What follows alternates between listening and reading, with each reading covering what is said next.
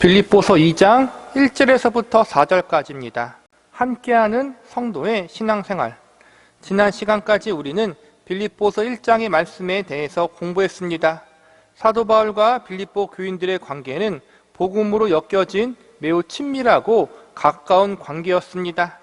진심으로 서로를 사랑하며 서로를 위해 눈물로 기도하는 사이였습니다. 빌립보서 1장에서는 복음과 사랑으로 서로 묶여있는 빌립보 교인들에게 사도 바울이 처한 상황에 대해서 이야기해 주는 내용들이 기록되어 있습니다. 특별히 자신이 감옥에 갇혀 있다는 소식을 듣고 걱정하는 빌립보 교인들을 향해 사도 바울은 오히려 그들을 위로하고 격려해 주면서 하나님이 주신 기쁨을 이야기하였습니다.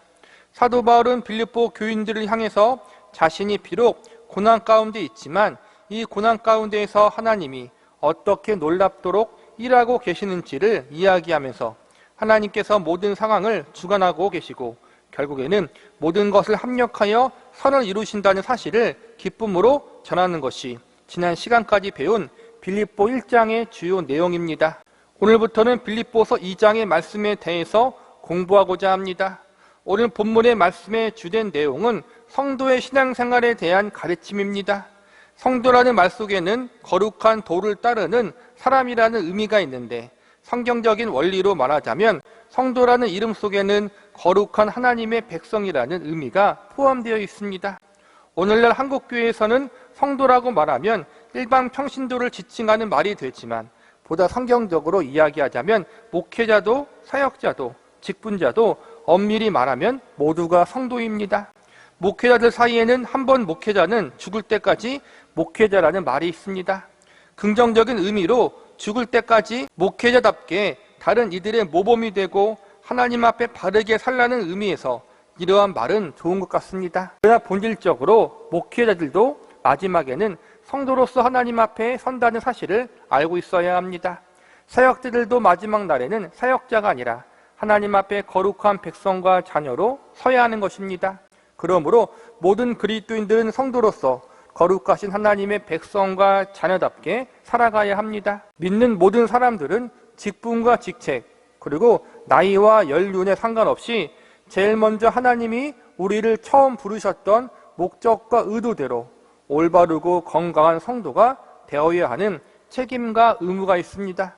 거룩한 백성과 자녀답게 구원받은 그리스도인답게 하나님의 첫 부르심의 의도대로 건강한 성도, 거룩한 주의 백성과 자녀로 살아가야 하는데 이것을 우리는 신앙생활이라 부릅니다. 교회 열심히 출석하고 헌금 내는 것이 신앙생활의 핵심이 아닙니다. 교회에 열심히 봉사하고 헌신하는 것이 신앙생활의 전부가 아닙니다. 이 모든 것이 다 필요하고 신앙생활의 일부분에 포함되어 있다는 것은 사실입니다. 그러나 그것이 전부인 것처럼 알고 있으면 매우 곤란합니다. 성도는 거룩하신 하나님의 부르심을 받은 존재로서 그분의 백성과 자녀로서 바르게 살아가야 합니다. 말씀대로 믿음대로 그분의 뜻대로 살아가는 것이 바로 신앙생활의 본질입니다. 그래서 믿는 자들이 제일 먼저 관심 가져야 하고 가장 중요하게 여겨야 할 사항이 바로 성도답게 살아가는 것이고 바르게 신앙생활을 하는 것입니다. 교회에 다니는 성도들을 보면 주를 위해 무언가 하겠다고 큰 다짐하는 사람들이 많이 있습니다. 신앙생활을 하면서 주를 위해 목숨 바치고 삶을 바친다고 고백하는 사람들도 많이 있습니다. 그 소원과 바람은 참으로 아름답고 귀한 것입니다. 그러나 그보다 더 먼저 하나님이 우리에게 원하시는 것이 있으니 그것은 바로 하나님 앞에 우리가 성도다워지는 것입니다. 그러므로 하나님 앞에 바르게 신앙생활을 하기에 힘쓰시기 바랍니다. 이것이 우선입니다. 이것도 안 되면서 하나님을 위해 무언가 한다고 외치는 것은 우선순위를 잘못 정하는 것입니다. 하나님 앞에 성도답지 못한 삶을 살면서 다른 것을 운운한다는 것은 아직 우리를 향한 하나님의 뜻이 무엇인지 제대로 알지 못하고 있는 것입니다.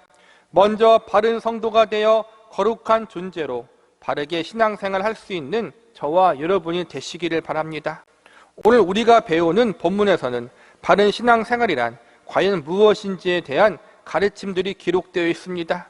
우리는 오늘 본문의 말씀을 통해서 성도가 추구해야 하는 바른 신앙생활이란 무엇인지, 어떠한 신앙생활이 하나님 앞에 합당하고 건강한 것인지 살펴보는 시간을 가져보도록 하겠습니다. 하나님 앞에 바른 신앙생활, 합당한 신앙생활이란 첫 번째로 사랑으로 한 마음을 품는 것입니다. 본문 2절을 보시기 바랍니다. 마음을 같이하여 같은 사랑을 가지고 뜻을 합하여 한 마음을 품어. 여기서 보면 같이하여 합하여 한 마음을 품어, 이러한 용어들을 쓰면서 하나됨의 중요성을 강조하고 있습니다. 성도들에게 있어서 하나됨은 참으로 중요합니다. 앞서 배운 빌립보서 1장 27절에서도 한 마음과 한 뜻으로 복음의 신앙을 위해서 협력해야 한다고 배웠습니다. 성도들이 하나가 되어야 하는 이유는 제일 먼저 우리에게 맡겨진 주의 일을 감당하기 위해서입니다. 우리는 혼자서 주의 일을 감당할 수 없고, 분열과 갈등이 일어난 신앙의 공동체도 주의 일을 온전히 감당할 수 없습니다. 그리고 궁극적으로 성도가 하나가 되어야 하는 이유는 그것이 하나님의 뜻이기 때문입니다. 성도들이 같은 믿음, 같은 신앙, 같은 하나님을 믿기 때문입니다. 에베소서 4장 3절에 보면 이렇게 가르치고 있습니다. 평안에 매는 줄로 성령이 하나가 되게 하신 것을 심써 지키라. 거듭난 성도 안에 있는 성령님이 우리를 하나 되게 하셨기 때문에 우리는 그것을 지키기 위해서 힘써야 한다는 것입니다. 이어지는 에베소서 4장 4절부터 6절까지를 보면 다음과 같이 가르치고 있습니다. 몸이 하나요 성령도 한 분이시니 이와 같이 너희가 부르심의 한 소망 안에서 부르심을 받았느니라. 주도 한 분이시요 믿음도 하나요 세례도 하나요 하나님도 한 분이시니 곧 만유의 아버지시라. 만유 위에 계시고 만유를 통일하시고 만유 가운데 계시도다. 쉽게 정리하자면 성도들이 같은 하나님을 믿고 모두 하나님 한 분만을 경배하기 때문에 하나가 되어야 한다는 것입니다. 모든 성도들은 성령 하나님의 역사심으로 인해서 예수님을 믿고 영접하게 되었고 하나님을 아버지라 부르게 되었습니다. 이렇듯 같은 믿음의 대상을 믿고 섬기는 성도들은 모두 하나가 되어야 하는 것이 마땅하다는 것입니다. 본문 2절에서 보면 하나가 되어야 함을 가르치면서 사랑을 가지고라는 말을 추가하고 있습니다. 세상의 기관과 단체들도 공동의 목표를 가지고 하나가 되어 일을 진행할 때가 많이 있습니다. 그러나 우리 교회와 성도들은 어떠한 목표만을 이루기 위해서 하나가 되는 것은 아닙니다. 교회와 성도는 목표 지향적인 존재들이 아닙니다. 물론 주의 일을 감당한다는 목표도 중요하지만 궁극적으로 성도가 하나가 되어야 하는 이유는 하나님의 사랑 때문임을 기억해야 합니다. 성도가 하나됨은 늘 하나님의 사랑이 전제되어야 하고 하나님이 사랑했기 때문에 우리도 서로 사랑해야 한다는 의식을 가지고 있어야 합니다. 저 성도가 믿는 하나님이 내가 믿는 하나님이고 저 형제를 위해 죽으신 예수님이 나를 위해 죽으신 예수님이시다. 나의 안에서 나와 영원히 함께하사 나의 삶을 주장하시고 이끄시는 성령님이 나뿐만 아니라 저 성도와 저 형제에게도 동일하게 역사하고 있다는 사실을 우리는 알아야 합니다. 그러므로 우리는 서로 하나가 되어야 하는 것입니다. 로마서 14장 15절과 고린도전서 8장 11절에 보면 그리스도께서 대신하여 죽으신 형제라는 표현이 나옵니다. 내 안에 있는 예수 그리스도의 생명이 저 성도 안에도 있다는 사실을 명심하라는 것입니다. 그러므로 성도는 모두 다 하나님의 사랑을 받은 존귀한 존재이고 예수님의 생명을 이어받은 사람들이기에 마땅히 사랑하고 하나가 되어야 합니다. 저와 여러분의 신앙생활은 어떠합니까? 내가 몸담고 있는 신앙의 공동체 속에서 하나가 되기에 힘쓰고 계십니까? 나로 인하여 내가 속한 구역과 기관과 부서가 하나가 되는 일에 힘을 보태고 있습니까? 아니면 나로 인하여 주변의 형제들이 힘들어하고 어려워하고 있지는 않습니까? 우리 자신이 하나 되기 위하여 힘쓰고 있다면, 나로 인하여 하나가 되는 일에 유익이 되고 있다면 우리는 바르게 신앙생활을 하고 있는 것입니다. 우리는 계속해서 하나 되기를 위해서 힘쓰고 사랑으로 그 일을 끝까지 진행하기 위해서 노력하셔야 합니다. 그러나 아직까지 하나 되기에 힘쓰지 못하고 있다면 여전히 내 고집 때문에 나의 상처 하나 다스리지 못하여 여기저기 들이받고 있다면 우리는 아직 성숙하지 못한 자리에 서 있는 것입니다. 신앙의 공동체 안에서 예수님이 그분의 생명을 주고 구원한 형제 자매를 사랑으로 대하고 그들과 영적으로 하나가 되는 일에 힘쓸 수 있는 자리, 성숙한 자리에까지 갈 수 있는 저와 여러분이 되시기를 기도합니다. 하나님 앞에 바른 신앙생활, 합당한 신앙생활이란 두 번째로 모든 일에 겸손한 마음으로 하는 것입니다. 본문 3절을 보시기 바랍니다. 아무 일에든지 다툼이나 허영으로 하지 말고 오직 겸손한 마음으로 각각 자기보다 남을 낮게 여기고, 3절 전반부에 보니까 아무 일에든지 다툼이나 허영으로 하지 말라고 나와 있습니다. 즉 여기서 다툼이란 말 속에는 이기적이고 비열한 이란 의미가 있고, 허영이란 말 속에는 자만과 잘못된 생각이라는 의미가 포함되어 있습니다. 결국 다툼이 일어나는 이유가 무엇입니까? 나의 유익과 이익을 위해서 다른 사람들이 어떻게 되든 상관하지 않는 이기적이고 비열한 본성, 나의 주장과 생각만 옳다고 주장하는 교만한 자세와 잘못된 생각이 다툼의 가장 큰 원인이라는 것입니다. 교회를 하나 되지 못하게 만들고 가정을 파탄나게 만들고 내가 속해 있는 공동체에 분열과 갈등을 불러일으키는 가장 큰 원인은 인간의 이러한 죄악된 본성 때문에 일어나는 것입니다. 신앙의 공동체인 교회 안에서도 이러한 일이 많이 일어나고 있습니다. 교회 역시 죄인의 본성을 가지고 있는 사람들이 모이는 곳이기 때문에 사역자도 지도자도 직분자도 모두 사람이기에 이러한 다툼과 허영에서 자유로울 수 없습니다. 이러한 다툼과 허영, 갈등과 분열에 대한 처방책으로 3절에서는 오직 겸손한 마음과 남을 낮게 여기라고 나와 있습니다. 결국 다툼과 허영의 문제, 갈등과 분열의 문제가 나는 잘났고 너는 못났다, 나는 너보다 더 나은 존재이다는 교만한 마음에서 시작되었다는 것을 알 수 있습니다. 교만한 마음에서 시작되었으니 교만한 마음 대신 겸손한 마음, 낮아지는 마음, 다른 이들을 존중히 여기고 높게 여기는 마음을 가지는 것이 필요한 것입니다. 우리는 모두 하나님 앞에 피조물이고 또한 죄인들입니다. 이러한 우리를 하나님의 은혜로 구원해 주셨으니 우리는 겸손해야 합니다. 하나님의 아들이신 예수님이 친히 이 땅의 낮은 자리에 오셔서 우리를 구원하여 주셨으니 우리는 더욱 겸손해야 합니다. 남을 낮게 여긴다는 말은 서로를 존귀한 존재로 인정하라는 것입니다. 예수님이 이 땅에 오셔서 십자가상에서 생명을 내어 놓으신 것은 나만을 위해서가 아니라 저 형제 자매를 위해서도 생명을 내어 주셨다는 사실을 기억해야 합니다. 나만을 위해서 예수님이 십자가를 지신 것이 아닙니다. 나에게 거하시는 성령님이 저 성도 안에도 거하고 계십니다. 그러므로 서로를 존귀하고 귀하게 여겨야 합니다. 한국 사회에서 갑질의 문제가 큰 이슈입니다. 회장이란 사람이, 사장이란 사람이, 또한 그 사람들의 가족들이 수행 비서나 직원들을 함부로 대하는 일이 사회적으로 큰 공분을 사고 있습니다. 그런데 과연 이러한 갑질 문제가 높은 위치에 있는 돈 많은 사람들만의 문제일까요? 저와 여러분도 무의식적으로 직장에서, 회사에서, 가정에서, 일상의 삶의 자리에서 다른 이들을 무시하고 함부로 대하는 일이 있다는 것을 인식하고 있습니까? 교회에서도 가만히 보면 그러한 모습들이 성도들 안에, 직분자와 사역자들 안에 있음을 발견하게 됩니다. 나를 위해 하늘의 보좌를 벌어주시고 이 땅에 낮은 자로 오신 예수님, 제자들의 발을 친히 닦으시면서 섬기는 자가 되라고 하신 예수님, 그 예수님은 모든 것을 내려놓고 겸손히 우리를 구원하고 섬기기 위해 오셨는데 우리는 교회 안에서조차도 영적 형제 자매를 섬기지 못하고 있습니다. 우리들의 삶의 자리에서는 한술 더 떠서 회장님, 사모님의 갑질 못지않은 잘못된 행동들을 하고 있습니다. 겸손은 눈에 보아도 찾아볼 수가 없습니다. 대접받지 못하고 인정받지 못하고 무시당하는 것 같으면 타오르는 분노를 감추지 못합니다. 반말은 기본이고 삿대질과 욕도 서슴지 않습니다. 여기에서 아무도 예외일 수 없습니다.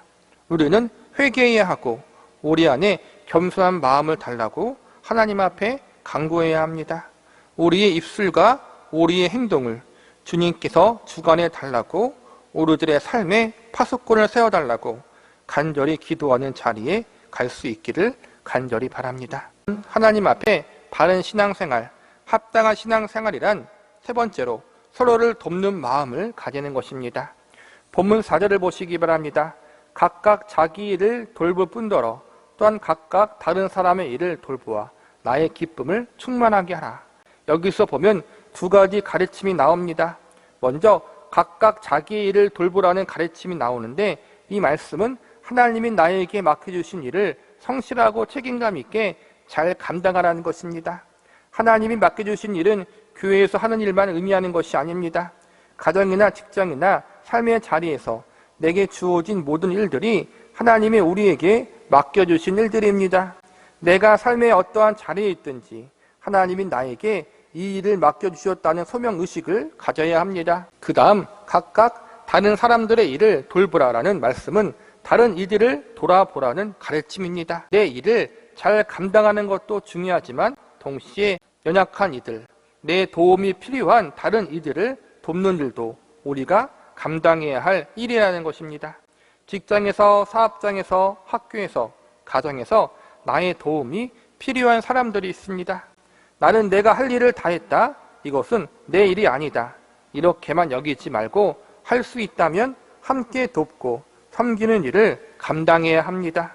물론 여기서 전제는 내 할 일을 다 한 다음입니다. 내게 주어진 일도 다 하지 못했는데 다른 일을 돕는다는 것은 말도 안 되는 것입니다. 예를 들어 우리에게 주어진 일의 우선순위 중 하나는 내 가정을 돌보는 것입니다. 부모는 자녀를 책임져야 하고 가정을 돌봐야 할 책임이 있습니다. 이러한 것을 무시한 채 다른 이들을 돕는다고 가정과 개인의 생계를 내팽개치고 떠나버린다면 어떻게 되겠습니까? 집안이 넉넉하지 못하고 경제적으로 어려운 가정이 있는데 남편이 어려운 이웃을 봉사한다고 몇 달간 섬마을로 떠나버리면 어떻게 되겠습니까? 아직 돌봐야 할 어린 자녀들이 있는데 하나님의 일을 한다고 아내가 하루 종일 교회나 기도원에 가서 살면 어떻게 되겠습니까? 하지 말라는 것이 아닙니다. 내게 주어진 우선순위의 일을 먼저 잘 감당하라는 것입니다. 모든 것이 완벽할 수 없지만 마땅히 해야 할 일에 대해서 최선을 다해야 한다는 것입니다.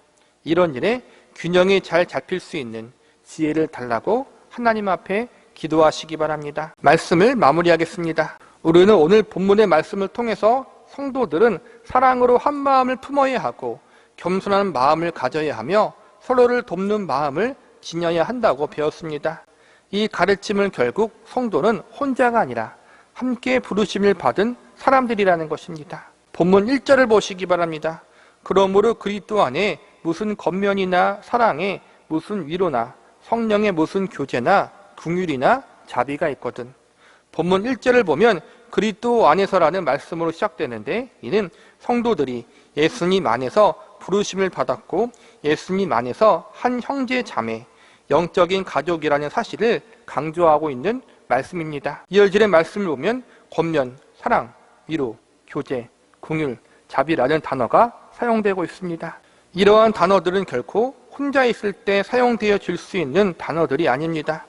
2명 이상의 사람이 있어야 사용할 수 있는 단어들입니다. 결국 1절의 말씀은 신앙생활은 혼자서 하는 것이 아니라 함께 한다는 것을 우리에게 알려주고 있는 것입니다. 성도가 함께하는 존재라면 우리는 당연히 함께 신앙생활하는 법을 배워나가야 합니다. 저절로 알아서 함께 신앙생활을 잘할 수 없습니다. 가족이 함께 살다 보면 싸우기도 하고 갈등을 겪기도 하듯이 영적인 가족인 성도들도 그 안에서 서로 간의 어려움과 힘든 점이 분명히 있습니다. 그래서 우리는 말씀을 통해서 함께하는 신앙생활을 배우고 훈련해야 합니다. 혼자 기도원 올라가서 금식 작정 기도하고 내려오는 것이 신앙생활을 잘하는 것이 아닙니다. 혼자서 열심히 성경 공부하는 것이 신앙생활을 성숙하게 만드는 것이 아닙니다. 물론 이러한 과정들이 필요합니다. 그러나 우리는 혼자서 잘하는 것이 신앙생활의 전부가 아님을 알아야 합니다. 현실적으로 함께하는 신앙생활은 쉽지 않습니다. 그러나 우리가 잘 훈련받고 잘 배운다면 하나님의 말씀을 의지하고 순종함으로 하나님의 뜻대로 하나 되기에 힘쓰고 애쓴다면 하나님께서 우리를 도우시고 하나 될 수 있도록 역사하실 것입니다.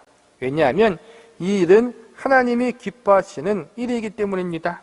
4절에 보면 성도의 하나됨이 사도 바울의 충만한 기쁨이라고 고백하고 있습니다. 이것은 사도 바울만의 기쁨이 아니라 하나님의 기쁨입니다. 하나님이 기뻐하시는 일을 위하여 성도가 힘쓰고 애쓴다면 당연히 하나님께서 하나가 될 수 있도록 도우시고 역사하실 것입니다. 마지막으로 예수님이 십자가를 지시기 전 제자들을 위해서 기도하셨던 기도의 내용을 제가 읽어드리고 설교를 마치겠습니다.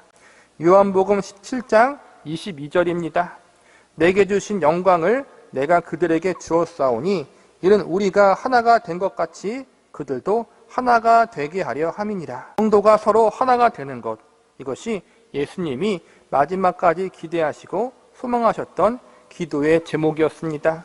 예수님 안에서 하나가 되고 성도가 그리스도 안에서 아름답고 존귀한 모습으로 함께 신앙생활하는 모습을 예수님은 기대하셨고 이를 위해서 마지막까지 기도하셨던 것입니다. 건강한 성도, 올바른 신앙생활이란 화려하고 멋있는 종교생활과 관련이 있는 것이 아닙니다. 특별 작정 예배를 드리고 새벽 예배를 열심히 하고 일천번제를 드리는 것, 이것이 신앙생활을 잘한다는 기준이 될 수는 없습니다. 신앙생활이란 우리의 삶 속에서 거룩한 성도답게 살아가는 것입니다. 그리고 그 기준이 되는 것 중 하나가 바로 나는 얼마나 하나 되기에 힘을 썼는가입니다. 특별히 교회와 신앙생활 안에서 하나님이 나에게 맡겨주신 삶의 자리에서 얼마나 하나 되기 위해서 애를 썼는가, 이 부분을 우리는 점검해 보아야 합니다. 때론 자존심이 상하고 때론 마음이 무거울 수도 있습니다. 낮은 자리에서 누군가가 알아주지 않아도 때론 다른 이들에게 업신여김을 받을 수 있어도 묵묵히 다른 이들을 섬기고 갈등과 분열을 봉합하는 자리에 서는 사람들, 누구 때문이 아니라 바로 하나님 때문에, 예수님 때문에 이 일을 감당하는 사람들, 그 사람들이 바로 참된 성도요, 우리 모두가 추구해야 할 올바른 신앙생활의 모습인 것입니다. 저와 여러분 모두 건강한 성도가 되고 올바른 신앙생활을 감당할 수 있는 은혜가 있기를 기도합니다.